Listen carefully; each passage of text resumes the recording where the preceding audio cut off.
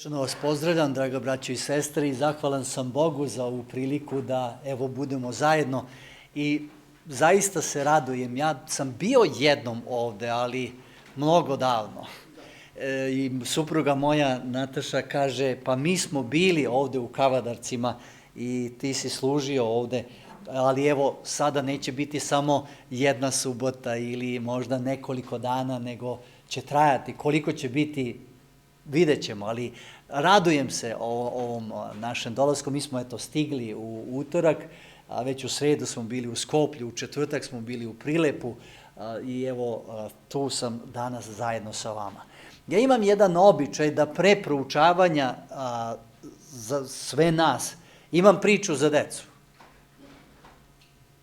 Ali volim da dođu, da tu budu kod mene. Jel može? Ja sam video da ima nekoliko dece. Da li biste došli ovde da dođete, evo vidim tamo jednu devojčicu, jednog dečaka, evo dve devojčice, koje dolaze, još je neko bio tu. Hajde, dođite ovde kod mene. Ja volim da sednem, ali ne znam, ovde nekako nemam gde, ali hajde dođite ovde u prvu klupu napred, a ja ću sići tu, pa da budemo zajedno. Jel može?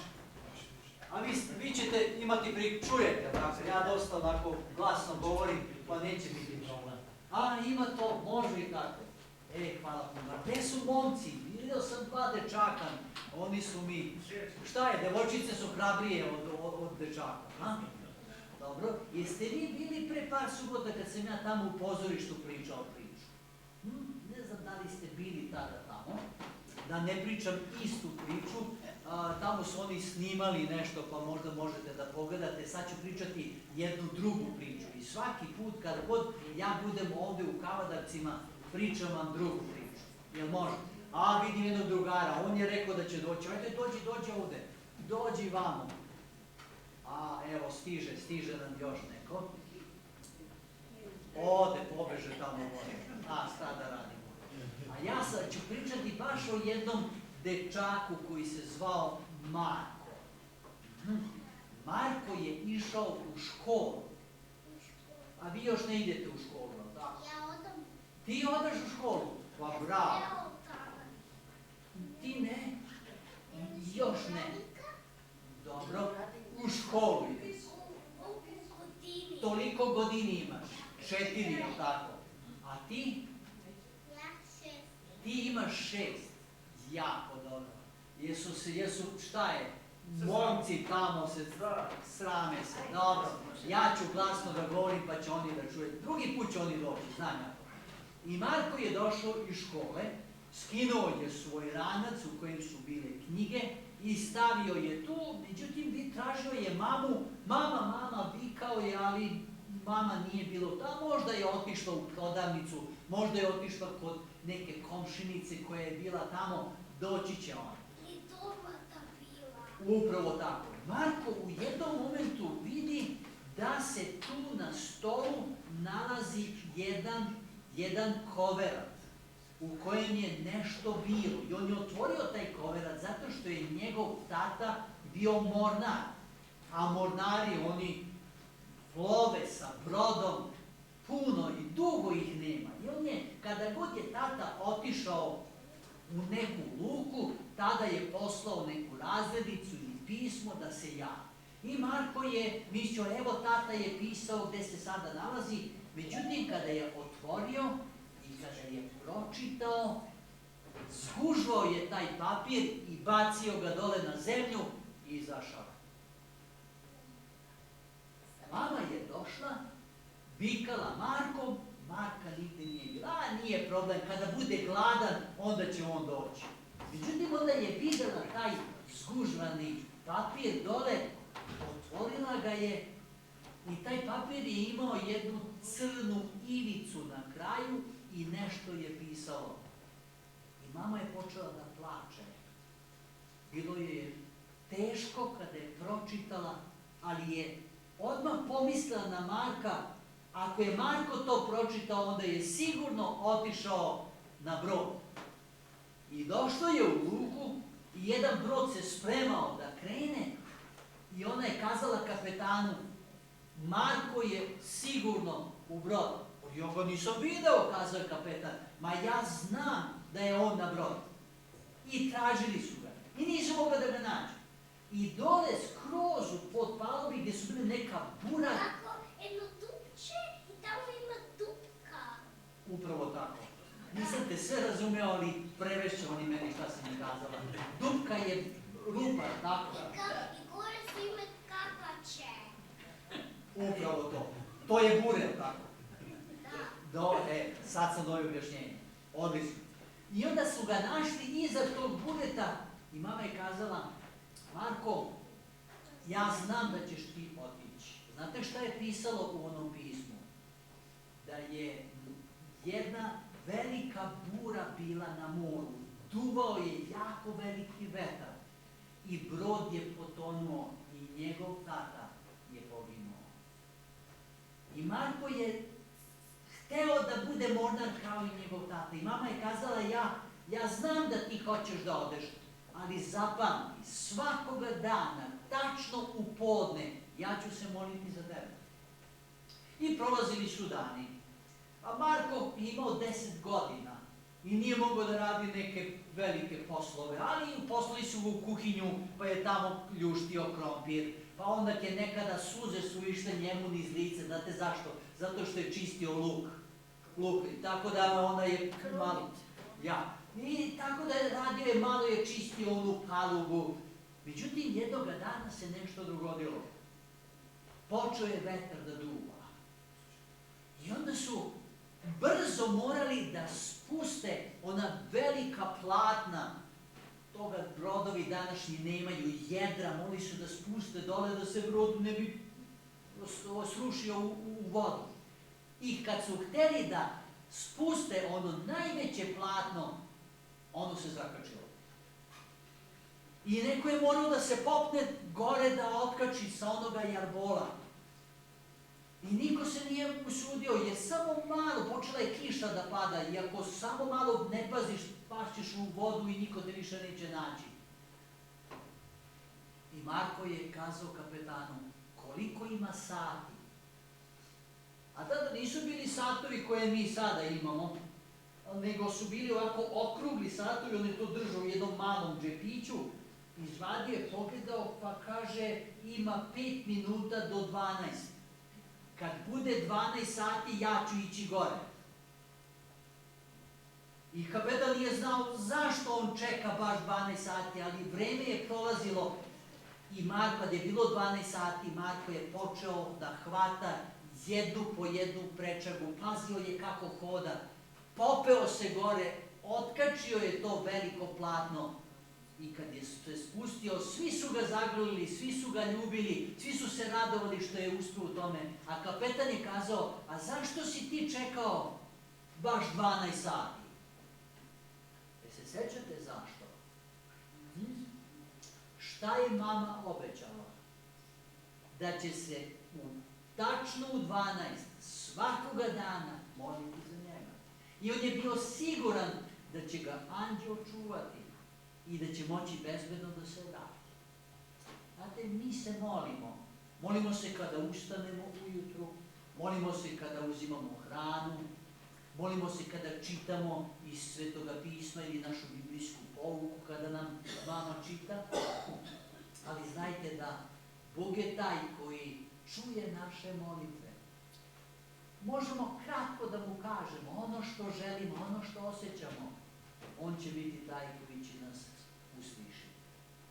I zato molite se uvek i znajte da naš Isus sve čuje i hoće da nam pomoći. Hvala vam puno.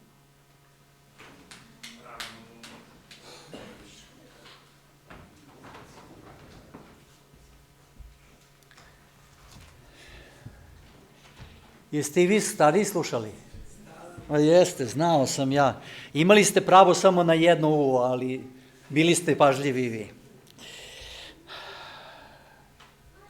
U najtamnijem istorijskom trenutku 3 čoveka se sreću sa Isusom Hristom.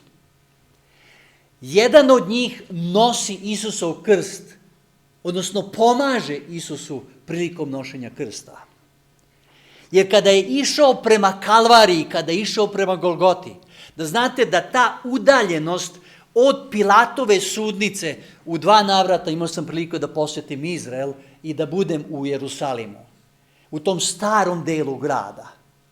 Udaljenost nije velika, ali Isus je bio toliko iscrpljen zbog onoga što se desilo na samoj Masinskoj gori, kada je tamo uzeo grehe na sebe. I vi znate da je taj teret bio tako veliki da Isus, znoj je tekao dole i Luka to objašnjava kako je krv bila pomešana sa znojem. Isus je bio iscrpljen. Zatim cele noći su ga maltretirali, udarali, suđenje bilo, pljuvanje, šamaranje. Isus je doživeo 2 puta bičevanje, jednom kod Iroda, drugi put kod Pilata.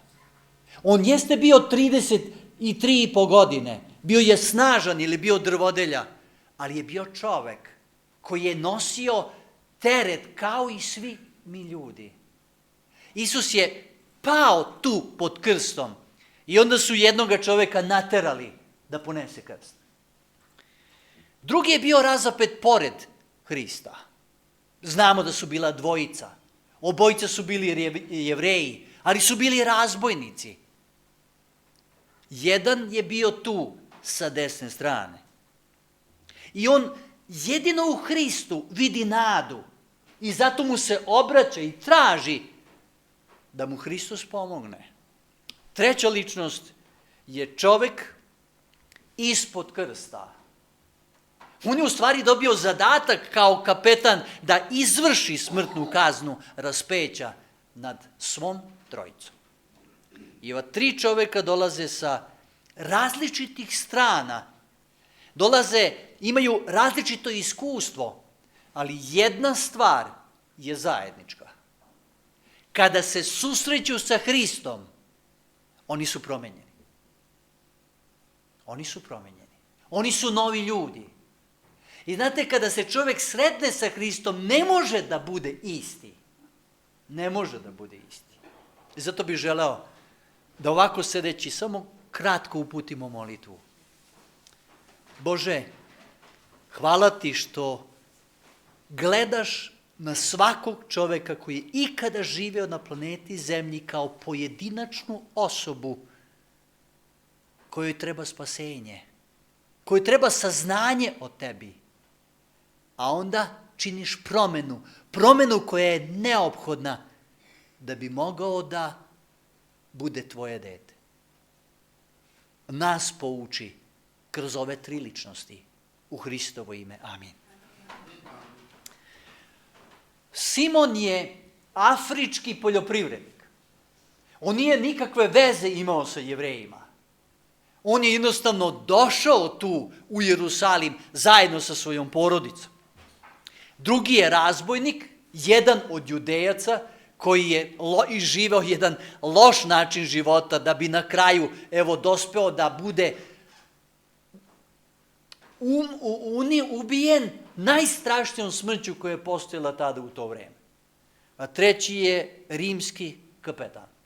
Hajde da pročitamo tekst koji se nalazi u Matejevom evanđelju, 27. poglavlju, i čitat ćemo 32. tekst. Ako imate svoje Biblije, otvorite ih, da li imate ovakva Bibliju ili onu elektronsku mobilnom telefonu, ali otvorite zajedno sa mnom jedan jako neobičan tekst u 27. poglavlju Matejevog evanđelja, 32. koji kaže ovako. Matej 27, 32. A na izleguvanje sretna čovek Kirinec po ime Simeon i go prinudija da mu go nosi krstot. Šta kaže tekst? Ovaj čovjek je bio iz Kirine. Gde je Kirina? To vam je severni deo Afrike. I zamislite njega koji stiže, koji prolazi mnoge zemlje mnoge puteve, pored mora, celu Libiju je morao da prođe judejsku pustinju, a judejska pustinja je, kada smo išli od Masade prema Jordanu, u jednom trenutku ja sam morao da izađem napolje, išli smo kombijem i unutra je bila klima i temperatura je bila tako visoka da sam jedva čekao da se vratim unutra. Kad smo došli na granicu, taksista koji nas je trebao prevesti rekao je danas je bilo plus 60. To je najveća temperatura koju sam ja u životu doživljavao. Zamislite, on prolazi kroz pustinju, konačno dolazi u Palestinu i tu živi jedno određeno vreme. Vi znate da je on imao 2 sina. Da li se sjećate kako su se zvali? Jedan je bio Aleksandar, a drugi Ruf. Imate u Marku 15. poglavlju, 21. stih. Aleksandar i Ruf. I pogledajte šta kaže u Čežnji vekova. Simon je slušao o Isusu. Njegovi sinovi poverovali su Spasitelja, ali on sam nije bio učenik. Poverovao je, ali nije doneo odluku da sledi Isusa Hrista. I sada dolazi u jednu neobičnu situaciju, da ga naterali su ga da mora da ponese krst. Zamislite scenu u kojoj su masa ljudi, guraju se tu, ta ulica Via Dolorosa je jako uzana. I s jedne i s druge strane bili su ljudi koji su posmatrali šta se događa. Možda ovaj Simon nije ni želeo da bude tu, možda se vraćao sa svoje njive i prolazio, da je došao 5 minuta ranije on bi prošao, da je došao 5 minuta kasnije narod bi prošao pa bi on otišao svojoj kući. A sada odjednom on nešto mora da uradi u čemu nije učestvovao.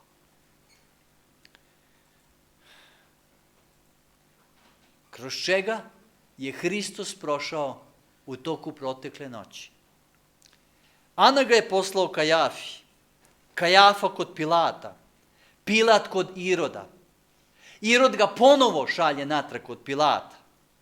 Isus od četvrtka naveče ništa nije jeo. Bičevali su ga, pljuvali, izrugivali su mu se, šamarali, stavili su mu trnje venac na glavu. I kao što sam rekao, Isus je bio 2 puta bičevan, 40 manje 1 udarac. I nije imao snage da nosi, čak ni to kratko vreme, taj krst. Isus nije nosio ceo krst, nego njegov kraći deo. Onaj veći deo, ja znam kakve slike gledate često na filmovima ili na nekim slikama, stipos je bio taj vertikalni deo koji je bio već užljebljen tamo na Golgoti.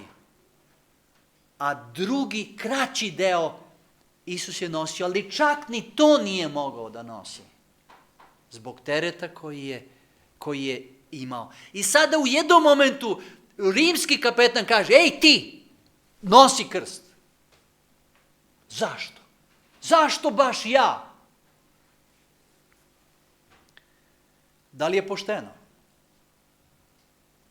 Niti je Jevrejin, niti je išta loše uradio. Zašto on da nosi? Dragi moji, da li je život pošten? Da li to što nam se događa je uvek pravedno i u redu? Znate, Simon će shvatiti tek kasnije da najveći blagoslov u njegovom životu je bio tada kad je nosio krst. U Čežnji vekova tekst kaže dalje. Nošenje krsta do Golgote bio je blagoslov za Simona i on je uvek posle toga bio zahvalan za ovo proviđenje. To ga je povuklo da dragovoljno izabere Hristov krst i uvek radosno stoji pod njegovim teretom. Nije pošteno. Zašto je nekoga suprug ili supruga ostavili? Zašto je nekome umro neki bližnji? Zašto sam ostao bez posla? Zašto sam doživeo neku vrstu bolesti? I tog zašto ima jako mnogo. Ali, dragi moji, život nije pošten, ali Bog jeste. I Simon se našao u jednoj nepravednoj situaciji. Ali će kasnije shvatiti da je imao blagoslov. I to najveći. Neko je rekao, svako iskušenje te poziva na molitvu. Svaki teret te poziva ka spasitelju. Svaka prepreka te tera na koleno. I ti i ja imamo neki svoj krst. I on je težak. I svakome je njegov krst najteži. Ali Sotona to radi zato da bi nas uništio, da bi nas slomio. I zato i stvara nevolje. Zato stvara poteškoće. Ali može izaći na blagoslov. Jednoga dana jedan biolog je posmatrao kako jedan mrav nosi jednu slamčicu. Gdje su moji drugari? Koji su oni koji idu u školu? Ima tu i stariji. Koliko mrav ima nogu? Molim? 6. I on je sa 4 noge hodao, a sa 2 noge je nosio onu slamčicu iznad svoje glave. I biolog sada posmatra šta će sada da radi, šta će mu ta slamka. I mrav je išao i u jednom momentu je bila jedna velika pukotina u zemlji. Iza njega je to bilo kao provalija. I onda je video kako je on tu slamku stavio preko te provalije i napravio kao nekakav most da bi prešao na drugu stranu. Dozvoli da Isus napravi mostove. Dozvoli da postane tvoj pomagač u tvojoj nevolji. Da tvoj gubitak pretvori u dobitak. Dozvoli da ti svaki problem postane samo Golgota, ali na kojoj te Bog čeka. 3 čoveka su se sretala sa Hristom. Jedan je bio Simon, upravo on koji je nosio taj krst. Drugi čovek je razbojnik koji se na kraju kaje. Mi ne znamo mnogo o njemu. Mi znamo da je Varava trebao da bude taj koji će biti razapet, ali su oslobodili Varavu, a Isusa stavili da bude taj koji će biti tu. I ne znamo kroz čega je ovaj mladi čovek prolazio. Vi znate da svaki Jevrejin sa 12 godina je bio od prvi put otišao u Jerusalim, da je tamo prineo prvi put žrtvu, da je dobio naziv sin zakona. Poznavao je spise, čitao je, učio napamet mnoge biblijske tekstove. Šta se to dogodilo da je on krenuo jednim lošim putem? Ali, dragi moji, danas je tako. Novac, zabave, moć, položaj, društveni status, ugled, mnogi to žele i onda krenu jednim putem, lošim putem. Možda je tražio nešto. Pre izvjesnog vremena sam saznao jednu interesantnu stvar. Da je u vreme Isusa Hrista 50 ljudi sebe proglašavalo za Mesijom. 50 ljudi. U vreme Hrista. A možda je Varava sebe proglasio Mesijom, a onda doneo odluku, znate, da ide za njim. I taj Mesija je imao neku svoju ideju. Znate, ono što budemo opljačkali, to će biti naše. Ko znaš kakvu propagandu je on širio. A sada, odjednom, sve se srušilo. Bio je uhvaćen, bio je osuđen i trebao je, nažalost, da bude poguljen. Sad postavljam jedno retoričko pitanje onim našim mladima. Zar vam se ovo ne čini poznato? Ne znam da li i vi nekada tako razmišljate. Kao da je tamo, znate, napolje, izvan doma, izvan crkve, u svetu, lepše, bolje. Pa oni imaju slobodu, oni mogu da rade šta god hoće, a ja moram. Moram ovo i moram ovo, moram ono i toga tata i mama i svi ostali, svi kažu moraš. Pa i starešina i pastor, je li tako? Imamo slobodu. A znate kada dođete u situaciju da shvatite istinu koja jedina može da vas spase, nekada može da bude kasno. Kao što je bilo kasno za ovog mladog čoveka.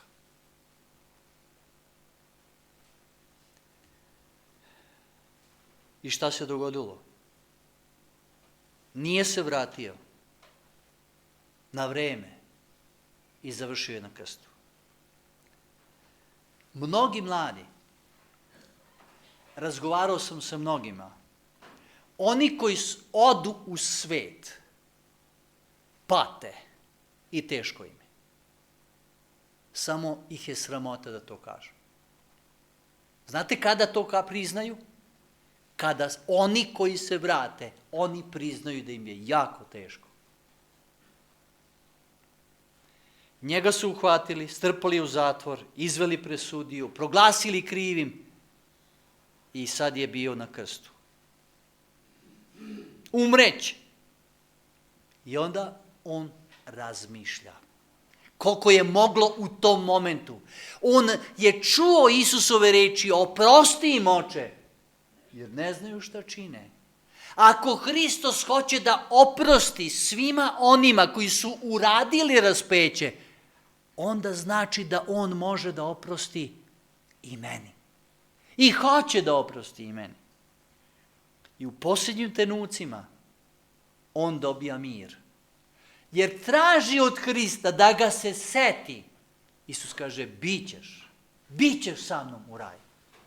Ne tada, ni Isus nije bio tada. Ali onoga dana kada se Isus vrati. On je znao šta će biti s njim. I to su radili, da znate, razapeti na krst nisu bili sahranjeni u grobovima. Nego su bili bačeni u Gehenu. Šta je bila Gehena? Smetlište. Bacani su kao smeće.